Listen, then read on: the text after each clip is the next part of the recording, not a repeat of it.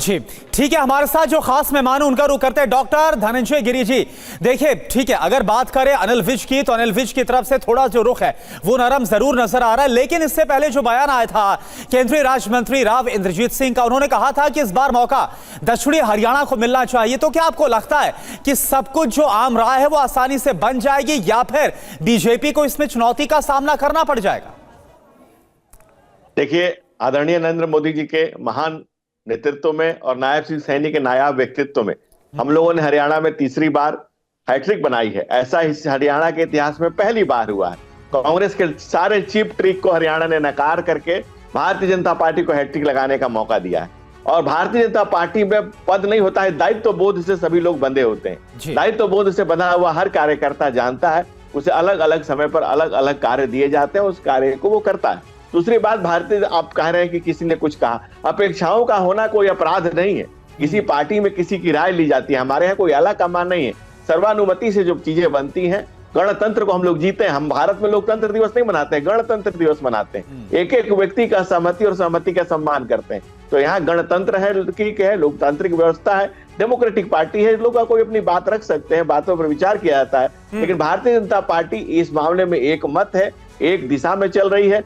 झूठ के नैरेटिव की हार हुई है, ये हमारे लिए सबसे बड़ी, हमारी जीत से ज्यादा बड़ी खुशी ये है कि फेक नैरेटिव फैलाने वालों को जनता ने। धनंजय जी, आप कह रहे हैं सबके बारे में सोचा जाता है, लोकतंत्र है पार्टी में, अनिल विज के बारे में क्या सोचा है? मैंने आपको इसका जवाब आपके सवाल से पहले दिया कि अपेक्षाओं का होना कोई अपराध नहीं है। हाँ। लेकिन सबके सर्वानुमति और सबकी बात सुनना, इसमें कहीं कोई दिक्कत नहीं। ठीक है, ठीक है, अच्छी बात है, अच्छी बात है, ये तो होना चाहिए। प्रियंका गुप्ता जी हमारे साथ मौजूद हैं, प्रवक्ता कांग्रेस पार्टी की। प्रियंका जी, जब चुनाव के नतीजे आए तो कह दिया गया कांग्रेस पार्टी की तरफ से ये नतीजे ही हमें अस्वीकार्य हैं। अब जब मुख्यमंत्री नायब सिंह सैनी या बीजेपी की तरफ से कोई और भी नेता बनता है तो मुबारकबाद देगी कांग्रेस पार्टी या नहीं, या वो भी स्वीकार्य नहीं होगा? देखिए, अभी धनंजय जी बड़ी बड़ी बातें कर रहे थे, लोकतंत्र प्रजातंत्र की बातें कर रहे थे। मैं पूछना चाहती हूँ, जब कांग्रेस पार्टी ने ऑलरेडी 20 सवाल उठाए हुए हैं और पूछा हुआ है कि 99% जो बैटरियां चार्ज थी उसके पीछे क्या राज था, और इतनी अगर बैटरियां चार्ज होने लगी तो इसका व्यापार ही क्यों नहीं कर लेते देश विदेश में रख के? तो ये सारे सवाल हैं जिस पर लोकतंत्र वाकई में एक चिंताजनक स्थिति में है। और अगर चुनाव आयोग ये कहता है कि जो है कि उसमें सब कुछ साफ है, तो सवालों का जवाब लिखित रूप से हमें दे दे, हम भी संतुष्ट हो जाएंगे। पर सवालों का जवाब अभी हमें मिला नहीं है, इसलिए हम पूरी तरीके से आज भी ये कहते हैं कि उससे पहले किसी भी चीफ मिनिस्टर की नियुक्ति होना अपने आप में लोकतंत्र पर एक सवालिया निशान होगा। मतलब कांग्रेस पार्टी को बधाई नहीं देगी कांग्रेस पार्टी मुद्दों पर? जी, मतलब नए मुख्यमंत्री को बधाई नहीं देगी कांग्रेस पार्टी? कांग्रेस पार्टी बधाई जरूर देगी, पर कांग्रेस पार्टी पहले ये पूछेगी ना कि जो बैटरी चार्ज 99% थी उसका जवाब तो आज भी इलेक्शन कमीशन ने नहीं दिया। अच्छा। बड़ी बड़ी बातें की इलेक्शन कमीशन ने, लेकिन उसका जवाब नहीं दे पाया। और भारतीय जनता पार्टी से मैं पूछूंगी कि कम से कम ये तो बता दें कि मिल्कीपुर में चुनाव से इतना डरे हुए क्यों है? आप बताइए, पहले ही हार मान ली इन्होंने। अब इलेक्शन कमीशन भी पहले कहता है कि 1 नेशन 1 इलेक्शन, और उसके बाद एक सीट पर चुनाव लड़ने के लिए 1 नेशन 1 इलेक्शन नहीं समझ में आ रहा है। और भारतीय जनता पार्टी ये बताए कि किस तरह से जो है आप जब सवाल उठ रहे हैं तो उनका सवालों का जवाब मिल जाना चाहिए। सवालों का जवाब हमें मिल जाएगा, हम करना पड़ेगा। अभी मुख्यमंत्री कोई भी बने, बधाई नहीं मिलने वाली कांग्रेस पार्टी से जब तक चुनाव आयोग से बधाई नहीं मिलेगी। पहले लोकतंत्र तो बचे, कम से कम लोकतंत्र पे जो सवालिया निशान है वो तो उसका जवाब दे देना हमें। चलिए ठीक है, लोकतंत्र को लेकर लगातार कांग्रेस पार्टी और खास तौर पर नतीजों के आने के बाद जो सवाल है वो उठाए जा रहे हैं। नेहा यादव हमारे साथ, समाजवादी पार्टी प्रवक्ता है। नेहा यादव जी, क्या लग रहा है आपको? आपसे मेरा सवाल यह है कि देखा था हमने जब मनोहर लाल खट्टर ने जब कुर्सी छोड़ी थी और उसके बाद नायब सिंह सैनी को मुख्यमंत्री बनाया गया था तो एक नाराजगी सामने आई थी, क्योंकि सबसे वरिष्ठ नेता अगर हैं तो वो अनिल विज है, और वो नाराजगी का असर भी देखने को मिला था। और अब देखिए राव इंद्रजीत सिंह है, वो भी अपनी तरफ से दावा पेश करते हुए नजर आए। अगर नायब सिंह सैनी को एक बार फिर से विधायक दल का नेता चुन भी लिया जाता है तो आपको लगता है कि आसान हो पाएगा सबको साथ में रखकर सरकार चलाना?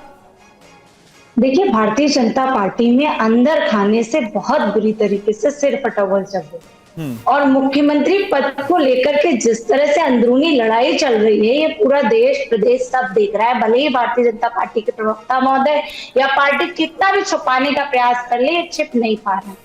रही बात लोकतंत्र की और प्रजातंत्र की बात बीजेपी के प्रवक्ता कर रहे थे, ये उत्तर प्रदेश की जनता ने खुलेआम इनकी लूटमारी को, इनकी बेईमानी को देखा है और अभी भी देख रहे हैं किस तरह से 9 सीटों पे चुनाव की घोषणा हो रही है और एक सीट मिल्कीपुर जो कि अयोध्या के अंतर्गत आती है, वही अयोध्या जहां इन्होंने भगवान श्री राम के नाम पे झूठी राजनीति की, गंदी राजनीति की, उसी अयोध्या की जनता ने इन्हें चुनाव हरा दिया। यही डर कि मिल्कीपुर में चुनाव कराने से इन्हें डर लगता है। उसी तरह से नहीं तो उसका रीजन भी तो बताया गया ना नेहा जी, हरियाणा अब कोर्ट में याचिका पड़ी हुई है मिल्कीपुर को लेकर। पूरे देश की जनता ने देखा है। बहन ने जो बैटरी का सवाल उठाया, ये सच में बहुत बड़ा सवाल है। आप एक साधारण मोबाइल को रख दीजिए, रात में मत चलाइए इसको, तब भी मोबाइल की बैटरी भी 10-15% कम हो जाती है। भाई बैटरी का बड़ा सवाल है। धनंजय जी मैं आपके पास आऊं, लेकिन अवधेश जी कुछ ऐड करना चाह रहे हैं। हो गई नेहा जी हो गई, थोड़ा सुनिए भी भाई, सुनिए भी थोड़ा। अवधेश जी भी यहां पर मौजूद हैं। अवधेश जी, ये बैटरी का सवाल जो है ये तब तक जिंदा रहेगा जब तक चुनाव आयोग की तरफ से जवाब नहीं दिया जाता। यहां तक कि मुख्यमंत्री कोई भी बन जाए बधाई तक देने के लिए तैयार नहीं है कांग्रेस पार्टी। कैसे देख रहे हैं आप? अब बैटरी कांग्रेस को हरा दे रही है तो इसका तो हम लोगों के पास, किसी भी विवेकशील व्यक्ति के पास इसका कोई उत्तर नहीं हो सकता है।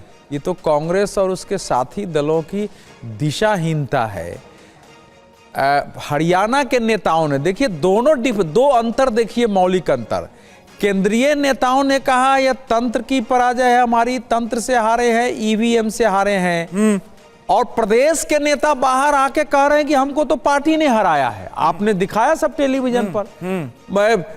जो पिछड़ा वर्ग प्रकोष्ठ के अध्यक्ष है वो कह रहे हैं कि झूठ मूठ के मैं अध्यक्ष हूं, पिछड़ी जाति को तो पूछते ही नहीं है। 10 बार फोन करते हैं तो 11वीं बार में कभी जो है संगठन मंत्री का फोन आ गया। और राहुल गांधी ने यह कहा कि हरियाणा कांग्रेस के नेताओं ने अपना हित पार्टी से ऊपर रखा। तो ये तो आप सोचिए, वहां से जितने बयान आए हैं, कोई हारा हुआ कैंडिडेट कह रहा है कि हमारा तो मंच से नाम नहीं लिया गया। एक भी हरियाणा के नेता ने नहीं कहा है कि हम तंत्र और ईवीएम से हारे हैं। ये कांग्रेस पार्टी इस समय, कांग्रेस में राहुल गांधी जी के साथ जो उनके रणनीतिकार हैं, इन्होंने वास्तविक कांग्रेस को ऐसे भ्रम में रखा हुआ है कि ये चूंकि रणनीति बनाते हैं तो ये अपना फेलियर दिखा नहीं सकते हैं कि हमारी गलती है। तो इसलिए और राहुल गांधी जी उनके सलाह पर चलते हैं। कांग्रेस का मेजोरिटी मानती है। चुनाव आयोग ने कल स्पष्ट बताया है कि इसमें एक ही बार बैटरी डाली जाती है और दोबारा बैटरी डाली नहीं जाती। इसी पर आने वाला था, इसी पर आने वाला था। कांग्रेस प्रवक्ता, कांग्रेस की तरफ से जो सवाल उठाया जा रहा है, एक मिनट